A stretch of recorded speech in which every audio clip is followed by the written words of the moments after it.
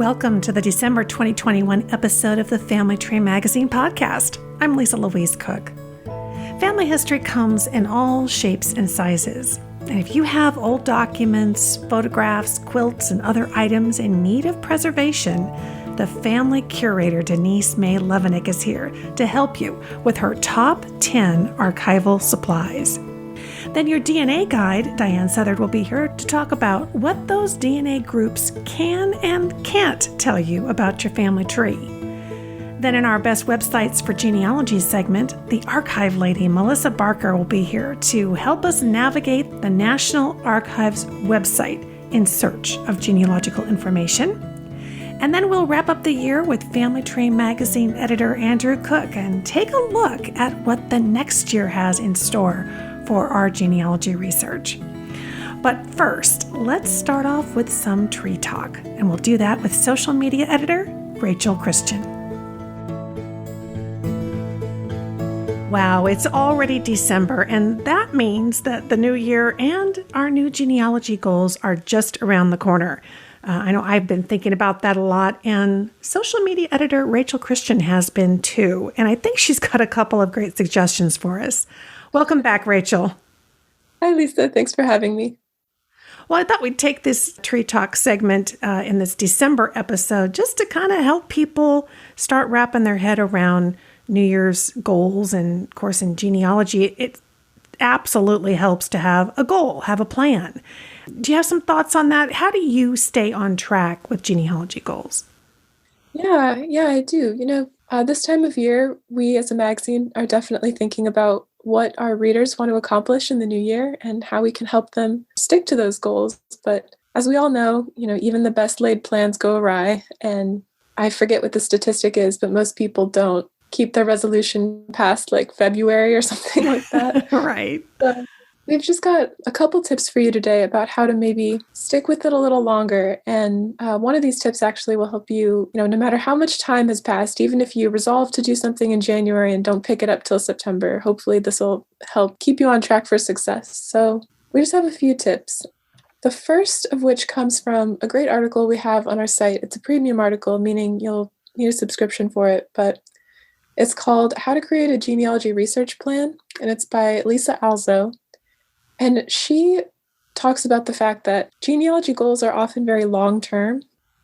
People will say, I want to find out who this ancestor was, or to use her example, I want to find out, when my great-grandfather left his home country and the date he arrived in the United States and where he went. So that's a pretty big goal. And what Lisa Alzo suggests in her article is when you make your goals, take some time to break each of your goals up into more short-term goals. So for that example, you might want to start by locating your great-grandfather in each of the censuses in the years since his immigration. So that would be a short-term goal that you would tackle first. And that can help make more long-term goals a lot more manageable and help you maybe, stay motivated, stay on track, and eventually achieve that long-term goal. That's a great idea. And, when you break it down like that and you get really specific, then you can make that list of, so which records could help me meet that goal, and then a list of where would those records be? And boy, you got an action plan pretty quick, don't you? Yeah. As we know, big research goals like that can quickly become overwhelming. So breaking them up into smaller short-term goals definitely helps keep them more manageable. The next tip is to keep a research log. And I know we're always pushing research logs here at Family Tree, but I wanted to bring them up specifically in this conversation because oftentimes it happens that we need to put aside a research project for a long time. Life just happens, and we can have some stretches of time where we're working on, a research project every day, but then we have to, not touch it for a while. So keeping a research log is really important because it means that no matter how much time has passed, you can go back to that research log and pick up right where you left off and not have to search for the same things over again. And it really saves you a lot of time in the long run and can help, keep you on track to accomplishing those bigger goals. And we've got, of course, a free research log that you can download from our website, and I'll be sure to put that in the show notes. Oh, perfect. Great idea. Yeah, and the very last tip is kind of a cliche, but it's to seek out others that are also, pursuing their own genealogy, whether that's joining a group on social media or to join a society. I know, for me, no matter what goal it is, whether it's to go to the gym more or, this or that, it always helps if I have someone else in on it with me to keep me accountable or to even just, encourage me when I'm slacking a little bit. So that is our last piece of advice. And if anybody needs some suggestions for good groups to join, we've got several articles about good groups on social media at least. So I'll be sure those are linked in the show notes as well. Great ideas. Okay, so number one was to break them up, to break up the question. Two was getting that research log, which of course you can download from our show notes page. And the third is, a research buddy, a support team. Great ideas for a new year. Thank you so much, Rachel. And tell everybody where they can follow Family Tree Magazine on social media. They can follow us on Facebook, Twitter, Instagram. See, we're on Pinterest. We've got a YouTube channel, which is great. I'll make sure all those profiles are linked in the show notes. And yeah, if you decide to follow us, thank you. And let us know what your research goals are. We would love to know and help inspire you to, make those discoveries in 2022.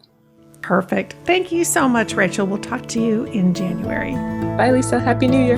You too. Bye-bye. Being a family historian often leads to being the family archivist.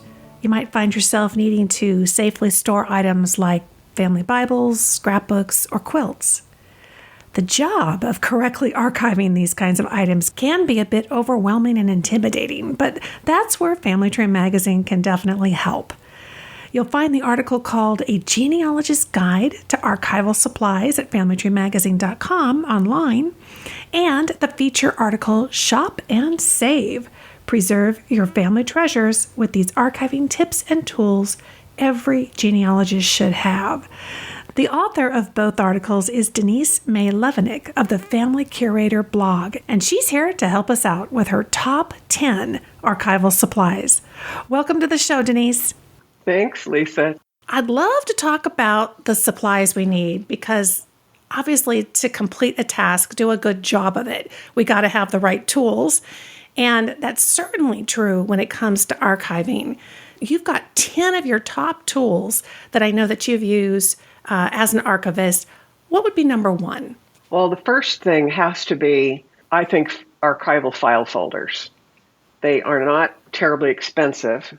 And really what you want to do is put your item, whatever it is, in the highest quality folder or box or something to protect it right away. But since most of us have pictures and paper, a file folder really is a good place to start.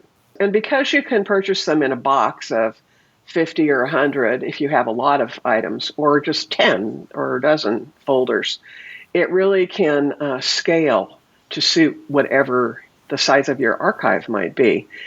But we really do need to take that extra step and seek out acid-free, lignin-free archival file folders. The kind you buy at the office store are just not the quality you need to preserve your papers and your photos.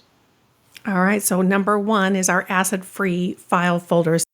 Okay, so number two, I see here flip top document case. This sounds like a specialty item. What are we talking about here? These boxes are so confusing. When you go to the website and you say, I need some storage containers, the names, I think, are confusing of these document cases and boxes. It looks like a mini file folder box. That's exactly what it is. But here's an example of the kinds of things you can store in here. Old, rolled, military photos and banquet photos. I have a process to flatten these, but meanwhile, I needed to store them. So you can reuse this kind of a box for anything. It doesn't have to just be file folders, but because it's designed for file folders, it's really perfect. It's even got a little tag to pull it out on the shelf if you need to pull it out. You can put a label. I like about 5 inches wide because when you get those file folders in there, it gets heavy. And a lot of us store these up on shelves and then it's just heavy to move down. I myself have some items that are definitely odd sizes, or like you said, they were originally rolled up and I haven't flattened them out and decided what I'm going to do with them yet. So that sounds great. And that kind of leads us to the third item on your list, which I see here is oversized document or photo box. So same thing. It's these kind of outside the normal sizes that we start to struggle Right. with. And sometimes it's a really nice large item, but we don't want to necessarily fold it up. In fact, you want to unfold the item and let those folds relax. The archival suppliers make a box that is larger than a shirt box. Maybe it would hold a fully opened newspaper, or if you have some portraits or drawings or maps. And they're typically quite shallow. They won't be necessarily a clamshell kind of opening. It might be a lift-off top, but you can use it for anything. And the reason it's shallow is you don't want to put a lot of weight on the things that are on the bottom.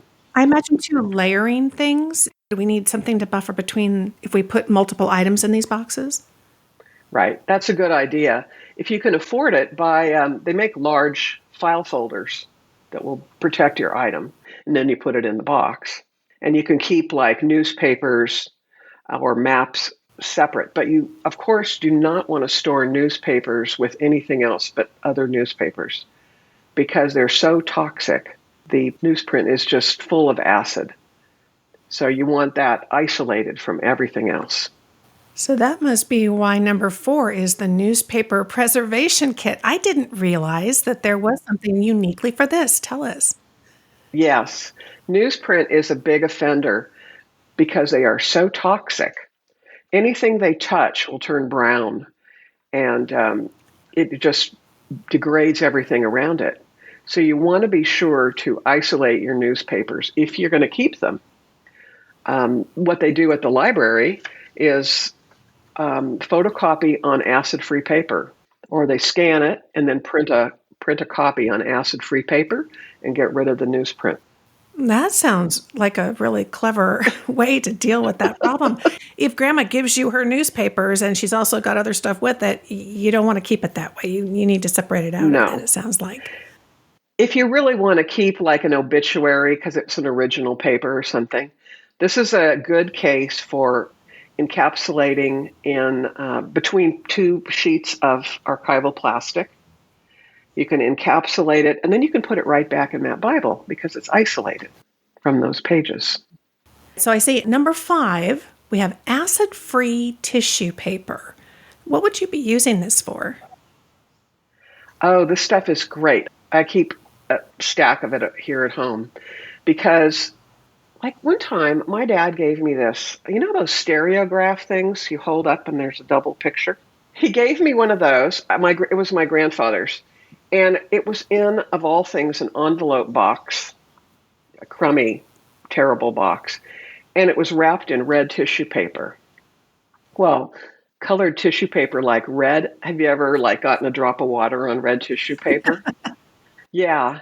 And all the stereo cards, the photo cards were in the box too. And, being my dad, he's very strict and it's my way or the highway. So I couldn't really tell him anything, but I took the box and I said, oh, he wanted it right back. I had some acid-free tissue paper, so I just took the red out and cushioned everything with the acid-free tissue paper and took some pictures of it and looked at the cards. And then I gave it back to him, and it was in a lot better shape. So if you have acid-free tissue paper, you are golden for stuff like that happens. And you can use it in the sleeves, to stuff in the sleeves of a military uniform or a wedding dress. You can wrap a pair of baby shoes in it. You can use it between layers of photographs if you need to, or paper. It's just really helpful to have on hand. Oh, it sounds like we just need a stack of it in our office supplies so we have it to work with. Okay, now we looked at one type of flip-top box, and we have number 6 is our acid-free flip-top photo and print box. So this sounds like for a unique purpose. Right. These boxes are designed different sizes. It doesn't matter what color they are. They're made out of a heavier board, and listen if you can hear this. Can you kind of hear it? Oh, yeah. It's heavier. And actually, this little box will protect the contents against just mild changes in temperature and humidity, just the box itself. So it's really good protection. These come all sizes. You can get big ones that are more like a shoebox if you have a lot of photos. You can get dividers to use in the box. But this would also be fine. Use some acid-free tissue and put a pair of baby shoes in there. Oh, yeah, Because absolutely. the thing I like about these boxes is you can write on them, or you can put a label. But, imagine, like, I've cleaned out my parents' homes and after they died. If I came across a box like this says to me, oh, there's something special in there. Yes, I totally agree with that. You want something that signals to people, keep this, don't toss this, this is important. So really you're kind of dressing it up and giving them a signal that this has been already taken care of, so it needs to continue to be taken care of. Right. Well, number 7 is archival albums. And I think this one just resonates with everybody because is there anybody who doesn't have a magnetic photo album from the 1970s where we just struggled with things sticking or you can't take it apart? And so the album, I guess, is going to really help us with photos, negatives, anything flat and letters. Right. The albums are designated archival quality. And you want to look for a binder that is archival as well as the inside pages. And it would depend on if you want a scrapbook. Then you just want the paper you probably use photo corners. And you could write with a white pen or something. It depends on the color, if you get white paper or black. Or if you want the plastic pages, they're very heavy plastic pages. And something to be careful about is when you put a binder together, you might want to put it on a bookshelf, which is fine, but the dust can still get in the top. Yeah, light and dust is the real enemy of things that you're trying to preserve. So buy a slipcover or keep them in your closet. That's really the best place for these things because they're protected from the light and the temperature that way. Good point. I hadn't thought about that with my photo albums. That's a really good point. So, okay, so we can still get archival albums, archival quality. And then sometimes we have negatives. I know my husband inherited a lot of negatives from his side of the family. And we may or may not be ready to make prints out of all of them, but we want to keep them. What do you recommend for that? That's number 8? Well, you can use a box that is designed for negatives. It's shorter. Typically, like the 35 millimeter negatives came in a little plastic sleeve that is good to use. A lot of times you can get archival supplies at a camera store. There's a good quality, I think it's called Print File, that they have available. Another option for negatives is the binder sleeves. They're a full page and they have little slots to put the negatives in. And then you put them in a binder that has sort of a clamshell closing. I have several of those. They work pretty well. The edges protect the negatives. Excellent. So some kind of a negative preservers. And we'll have links in the show notes to many of these kinds of items. Number 9 takes us into even more kinds of media. You have slide and media boxes. I know when I got all my VHS tapes digitized, I still couldn't bring myself to throw them away, Denise. I know I shouldn't have this be taking up the space on my shelf. But is that what you're talking about? If we want to keep different forms of media, there are special boxes for that too? Right. There are boxes that are acid-free that are sized for the media. Slides, you probably would want to keep. And you can get metal slide boxes that are pretty nice. I would avoid wooden ones. I have a few of those we inherited. Okay. But even metal ones I've found at the thrift shops. People have got rid of their old slide boxes. The Kodak slide boxes that they came in, they're not bad. The carousels, they just take up a lot of space. Remember those carousels? Yes. But you can get, from the archival suppliers, they make boxes for all kinds of things.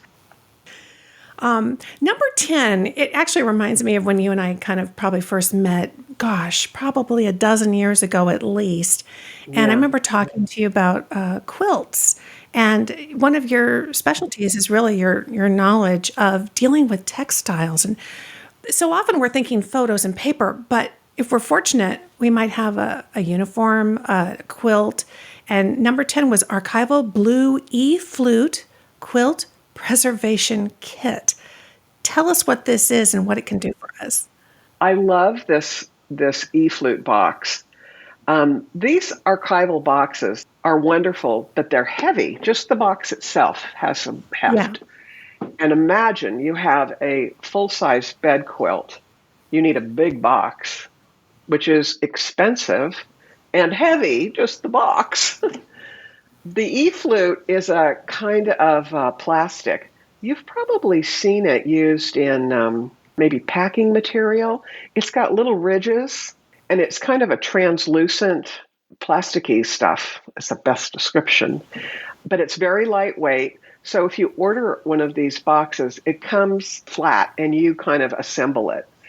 And I bought one for my quilts. The only trick is, because it's translucent, it won't keep the light out. So I have a beautiful old velvet album quilt, and I have folded that inside a sheet and put that whole thing in the E-Flute box, and then stored it in a dark. I have like a little archive space where I keep that kind of thing. They make them different sizes. They're economical. I really do recommend them. If you look at your archival supplier, just look for quilt boxes or textile boxes, and you should be able to find them. Gosh, Denise, you've given us 10 fantastic items to use for our archiving. And just to know that they're available, there's such a wide variety. And again, for everybody, we will have links on the show notes page and details about everything that Denise has shared with us today. Thank you so much, my friend. I really appreciate you sharing your knowledge with us. Thank you. It's been nice to talk with you again, Lisa. Evolving inconsistent ethnicity reports have been kind of disconcerting to some DNA testers. Many loved the novelty factor, and some who had little-known origins really appreciated them. But others found them and the ethnicity reports kind of disappointing and maybe a little bit vague, or maybe they were just wrong. Partly in an effort to answer these questions, some of the testing companies began using these growing data sets to overhaul ancestral origin reports, and that has led to DNA test migration groups. In today's DNA Deconstructed segment, Diane Southard's here to tell us what these groups can and can't tell you. Hi, Diane. Hi, Lisa. Thanks for having me. I'm glad to have you here to help us get some clarity around these migration groups. How do these group-based results work? Yeah, it's so interesting and it's so exciting because it's actually using a completely different kind of technology than the regular percentage-based ethnicity reports. So if you're told that you're 27% German and 13% Italian, those numbers are based on reference populations. So they've taken people from Germany or from Italy, they've tested their DNA, and they're finding these little markers that represent those populations or locations. And then they're just asking, do you have those markers? And if you do, they're assigning you a certain percentage that tells, yeah, you do, you're from that place. And that works fine. But as you mentioned, it can be a little vague and it can be a little frustrating because they are just estimates. And when you're so reliant on a reference population, if they don't have a reference population from your specific location, well, then they can't really tell you if they're from that place. So there are some holes, I guess, in that kind of technology, though it is still useful and it can be helpful. So which of the companies are offering these and kind of how do they compare? Right. So the second kind of technology, this migration technology that you were talking about, is offered by Ancestry and by MyHeritage, and a little bit by 23andMe, but it's not quite the same. So we're going to leave 23andMe kind of out of the equation for now, though they do offer some specific but specific location groups that are a little more accurate than the average ethnicity percentage, but we're going to focus on the MyHeritage and Ancestry migration groups. And these, instead of being based on reference populations, these are now based on DNA matching. So it's a different kind of technology entirely. It's about a group of people who are all sharing DNA with each other. And then you're looking at that group for the similarities in the locations where their ancestors are from. And so this doesn't limit you to just people from Germany, but instead gives you insight into people who migrated from Germany, for example, to another location. And so that's what's so powerful about this technology, is that you may know that your ancestor is in, say, Ohio in 1870, but you don't know where your ancestor came from.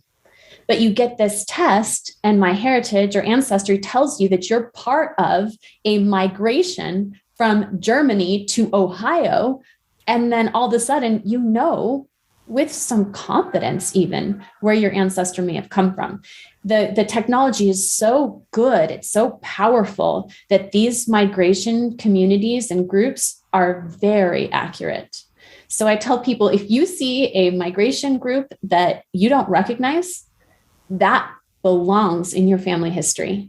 So you should be definitely digging into that migration to see how that could possibly fit into your family history narrative.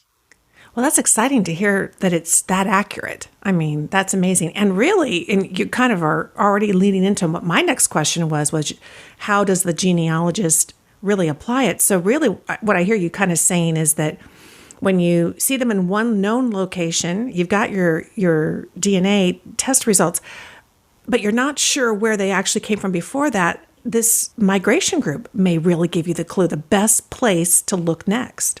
Absolutely. So I was working with a client recently, and she was looking for an unknown great-grandparent. And the grandparent had been born in Pennsylvania. And so we're, scouring Pennsylvania for records and, trying to figure out how come we can't make this connection. Mm-hmm. And what her migration group said is that she was part of a very strong New Jersey community. And so we look in the rest of her tree. I was like, do you have any other connections in any other part of your tree to New Jersey? And she was like, no, no one, we're not from the Northeast at all. And I was like, this is where we look. Your missing person is from New Jersey. And as we start to look in records there for the names that we knew were associated with her family, we start finding leads. It was really exciting and really powerful. And this works. So obviously, your genes don't say New Jersey on this segment over here, right? That'd be nice. So I'm assuming that the testing company is leveraging all of these trees, which is why I think Ancestry and MyHeritage make a lot of sense, because that's where we put a lot of trees. We're not putting trees on 23andMe and combining it with the DNA. That's why they can say with pretty good certainty. Right? That's the power of the combination of genetics and genealogy. And that's why I always wish that when we wrote out genetic genealogy, that we wrote it genetic and then in all caps, genealogy, because that's where the power is. And I know a lot of people hear that and like, oh, but the trees on MyHeritage and Ancestry are wrong. And And that's true. There are some, but the power of this technology is that it identifies those outliers. Mm-hmm. So if, for example, in this New Jersey group, we've got hundreds, 200, 300, 400 people who are all matching each other, and we're looking in their trees and we all see this connection to New Jersey, except these 4 people who have their ancestor somewhere else because their tree is wrong. Well, the data is showing us that. So you don't have to worry that the information they're giving you is wrong because the trees in the system are wrong. The power is in big data, which is, again, why it's possible Ancestry and MyHeritage, because they have so much data. Yeah. Data tells a story, and there's always going to be outliers, but the bulk of the data will tell the true story. So these communities are really a help to some of those trees out there that may have some problems in them. It could actually help maybe get some more of them corrected as people. I believe that. Yeah. And I tell everyone, if you have a missing ancestor, the first place you should look is your ethnicity results. And it used to not be that way. Right. Years ago, we were always like, oh yeah, they're not really very helpful. I have totally changed my tune because the companies have improved their offerings so much. This should be your first stop when looking for a missing ancestor.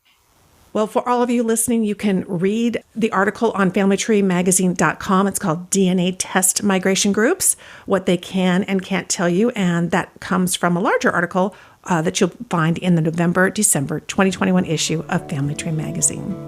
Always great to talk to you. Thanks so much, Diane. Thanks, Lisa.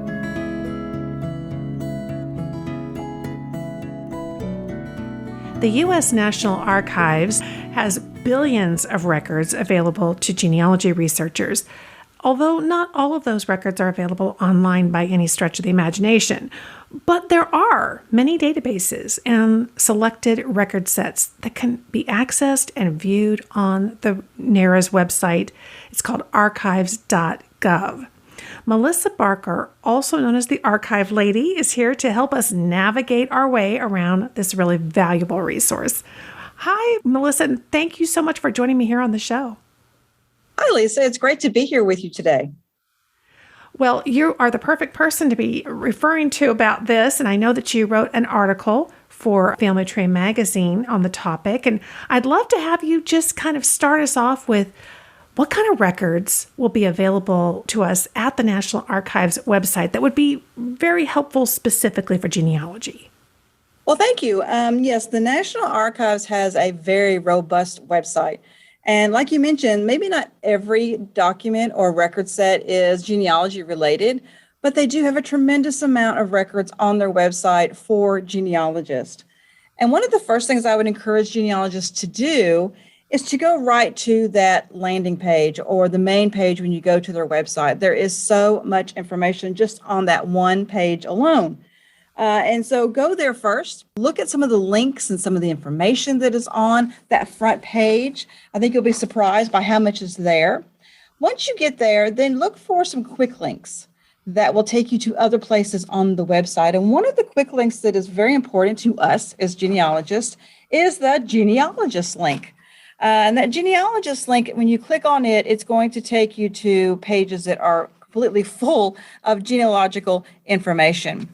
And so once you get there, you can start your family search section. There's a family search section, and it has links to start your genealogy research, gives you some advice and tips, which is always great, especially for those genealogy beginners. They have genealogy resources. They have charts and forms. How many of us as genealogists are always looking for forms, fillable forms, and charts? And they have some databases at the National Archives facilities and videos that they have on YouTube. I love watching their videos on YouTube. So one of the more popular sections that there are links to that will give us genealogical information are census records. Military records is a big thing on the U.S. National Archives website. They have fantastic links to military service records. They have ways you can order these records, and they even have some digitized records on their website. Immigration records, many of us as genealogists are trying to find when our ancestors immigrated to the United States, and naturalization records. These are on their website. They are on there in different forms, but you can go there, get the information you need. Maybe you may have to contact the National Archives and order these records, which is very easy to do. I've done it. You may have to wait a little bit to get the records back. But there are also some great places on there for electronic records for genealogy. And there's a catalog guide for genealogists. So the U.S. National Archives really got their website kind of set up for researchers, but especially for genealogists. They understand the genealogy world and how we are constantly looking for our ancestors. Terrific. So you've mentioned census, military, immigration, naturalization. I know there's lots of court records on there too, and it wouldn't be surprising if some of our ancestors might have shown up in those, right? Absolutely. Court records. And don't think about it that your ancestors may have actually committed a crime. There are other types of court records that your ancestors may have been involved in. Maybe they had a land dispute, or maybe where they lived, they were trying to take your ancestors' land because they wanted to build a road. And so then maybe they went to court. Maybe there are some court records because of a last will and testament or an estate. So court records could include just about anything that happens in our ancestors' lives. Wonderful. So we get to the site and I see they have a search feature. I imagine, though, that this isn't necessarily always name search like we're used to at the big genealogy websites, right? I'd love to hear, what are some of your top strategies for searching the National Archives website? Well, I always encourage genealogists to use the search feature on any website, but I also let them know that those search features are not foolproof, especially when it comes to trying to search for your surnames. And so what I tend to do is I will put in my surnames, but then I will also put in certain topic ideas, or I will put in a place name. Like for instance, in our area, the Tennessee Valley Authority is very prevalent here. And we have areas where they actually were creating dams at certain periods of time. So they flooded complete cities. And so I have gone there and I have looked for Tennessee Valley Authority records by using the search feature, and I've been able to find records. So don't just put surnames in there, put other topics in there or keywords that might help you to find records pertaining to your ancestors. Oh, that's a great idea.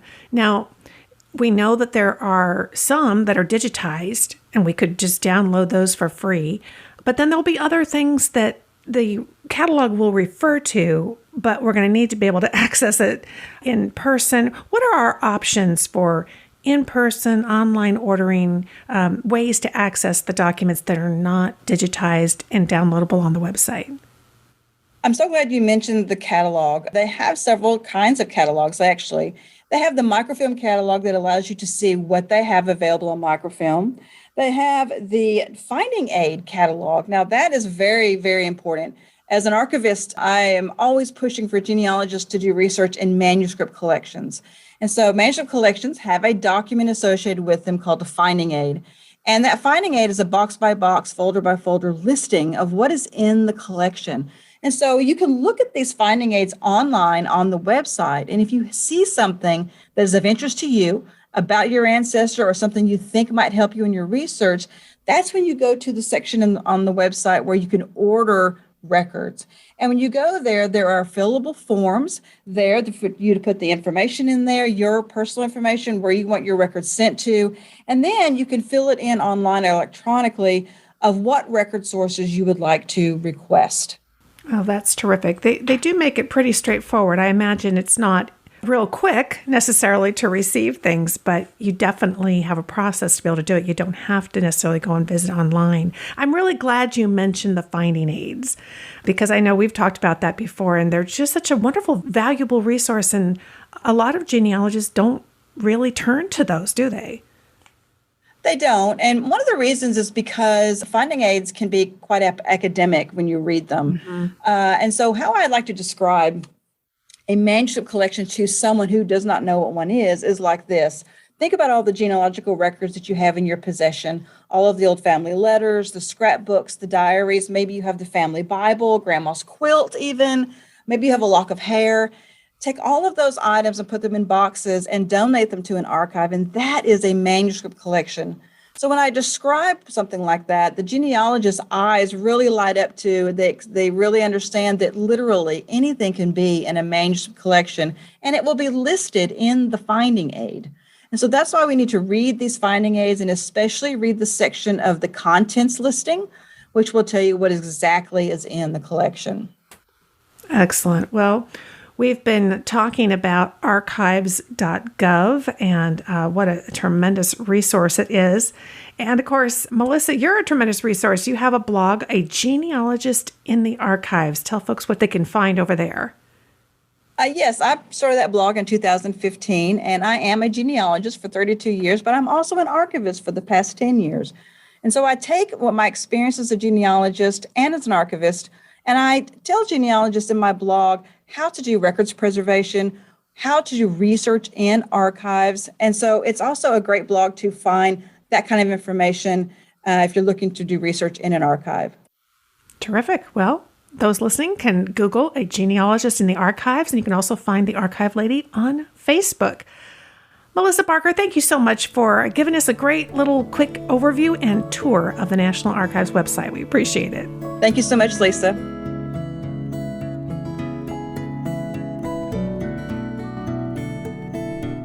Well, we're coming to the end of the last episode of the Family Tree Magazine podcast for 2021, but there's an exciting year ahead. So I think this is a great point to stop by the editor's desk and visit with Andrew Cook, the editor of Family Tree Magazine. And let's recap where we've been and where we are headed. Hi, Andrew. Hi, Lisa. Well, it's been an exciting year for you. I know your family's been growing and the magazine has certainly been busy. I'd love to know, what are some of your highlights from the magazine this year in 2021? Oh, gosh. Well, we've covered a lot of really interesting topics, from the 1890 federal census to our annual lists of the best websites for genealogists. So you can check all that out online. In the magazine in particular, this year we launched a new column called Source Spotlight. We've talked about that on the magazine. And we also relaunched our state guides now with a new format, and getting those to date and getting those back in front of people. We know they're very popular, and we've got them online now in a really nice way. So yeah, it's been a fun year, and already turning the corner, working on the March-April issue already, if you can believe that. Yeah, I do. You are always so organized and ahead of schedule. I'd love to know, because I know that you get a really great overview just in your role there as editor, kind of seeing what's happening in the genealogy industry. What were some of the news items that kind of stood out to you? Well, every year, more and more records are added to these giant databases of these genealogy websites, and this year was definitely no exception. Ancestry.com launched huge collections of patent records, as well as really impressive collection of Freedmen's Bureau records. Find My Past is their collection of birth, marriage, and death records from Scotland is up to 10 million, and both Ancestry and MyHeritage acquired French genealogy websites this year. I'll talk about that a little bit later, but as a result of that, they've both added really impressive genealogy collections from France as well. But the big, the headline showstopper news, I think, for the whole year really, was that Family Search finished digitizing its microfilm, and that brought all kinds of new records into the fold, although many of them are still unindexed. Yeah, I agree. That was huge. And of course, I love the fact that they're putting the images so quickly online. So if you're really anxious, you don't even have to wait for the index. You can go in there, if you kind of know generally where you're looking, you can start combing through them right away. So it's really nice. And it wouldn't be genealogy news without some DNA updates as well. So each of the companies over the course of the year have rolled out some new features or updated existing features. Family Tree DNA, for example, they have a new chromosome painter, and they just started X chromosome matching, while MyHeritage really early this year launched its genetic groups functionality, which traces groups of people that migrated together across different countries and even across continents. And they more recently launched a DNA label functionality, while also updating their theory of family relativity. Likewise, Ancestry DNA updated its ethnicity estimates and its own migration group tool called Genetic Communities. And I've spent a lot of time talking about new features here, but Ancestry and MyHeritage also both retired their health DNA tests. So it's been interesting to see how that kind of waxed and waned over the last couple years. Yeah, that DNA space just kind of keeps moving, doesn't it? It keeps evolving. And I don't think there was quite as much of a demand for the health side of things. A lot of the websites, too, had updates, didn't they, in 2021? Yep. Family Search just rolled out a new search interface that our listeners may have noticed. The underlying search functionality of the site hasn't changed, but it looks a lot cleaner. It's a little bit fresher. So definitely check that out if you haven't. And another big headline for the year were the new photo colorization and enhancement tools that MyHeritage rolled out, and that a lot of people have taken advantage of, including that kind of quirky, deep nostalgia feature that it brings life in a very kind of visual way to old photographs. Oh, yeah, the animation, and the animation of the faces. It was really amazing. That just kind of went viral online. Oh, yeah. Yeah. Definitely. And more from the industry side of things, too. There were some big movements. Both Family Tree DNA and MyHeritage got new ownership, while 23andMe took its company public in a new sort of phase of that company's history. And as I said earlier, Ancestry and MyHeritage both acquired French websites Genealogy and Philae, respectively. So sort of broadening the scope of their brands underneath their purview and bringing more records into their fold.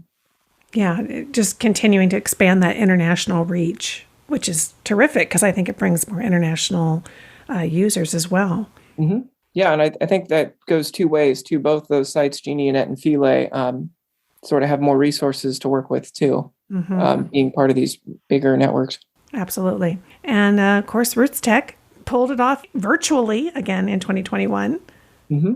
Yep, they drew, from the accounts I heard, over 1 million registrants, which is so impressive. And because it was all online and all free, you were able to access the videos from Roots Tech, all those presentations all year long. And so if you're still listening to this before the next Roots Tech event, you'll be able to go back and listen to those on their site, which is really great. And a couple other sort of odds and ends that happened this year. The much anticipated, highly popular genealogy program, Roots Magic, just released its newest edition, Roots Magic 8. So that's a great product for people who want to get organized from the comfort of their own desktop. And finally, the National Archives branch in Seattle, which at one time was in danger of closing, is off the hook for right now. The federal government said that they were going to pursue other options and keep the branch open, at least for the time being. Yeah, it's nice to have as many archive branches open as we can get. So that was good news indeed. So how about looking ahead for 2022? What's on your radar? More record releases. At least, we don't know all of what's going to be released in the next coming year, but we know of two really big ones. The first is the 1921 Census of England and Wales, and that's going to be exclusively on Find My Past beginning in January. That's a valuable record set because of what happened to the 1931 census. It was destroyed, and there was no 1941 census for those countries. So 1921 is really a crucial record set if you've got ancestors in England and Wales. And the second big piece for our U.S. audience in particular is the 1950 U.S. Census, much anticipated. We're finally out of that 72-year privacy window, and it'll be really interesting when that comes online in April. There won't be indexes yet, so if you want to take advantage of that, you'll have to do some legwork ahead. And I know you've got some great videos on the Genealogy Gems YouTube channel about that. Yeah, we've been kind of ramping up for the 1950 census for the last year, and it's really that enumeration district number. If we can get our hands on that, we can start combing through those images even before the index. So, but I'm sure they're going to have it in lightning speed too, which is going to be terrific, the index. And they're always looking for help too with indexing. So that's a great project if you've got some time coming up this spring and you want to pitch in and give back a bit to the genealogy community. I'm sure they would appreciate the help. Exactly. And there's, of course, going to be Roots Tech again this year.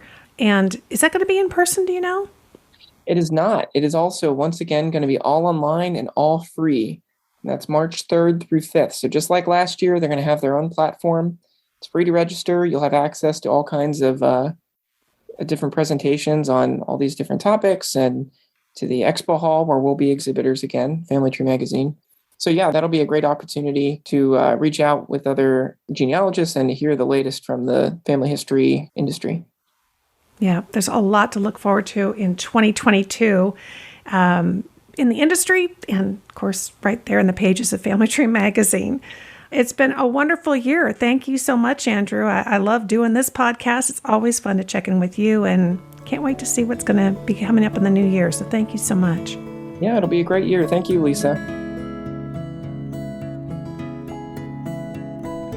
Thanks so much for joining me for the December 2021 episode of the Family Tree Magazine podcast. You'll find links and details on everything we talked about in this episode at our show notes page. It's familytreemagazine.com/podcast. And of course, if you enjoyed this episode, we sure would appreciate your positive review in whichever podcasting app that you use. Again, I'm Lisa Louise Cook, and you can visit me over at my website, genealogygems.com, and add my Genealogy Gems podcast to your podcast queue as well.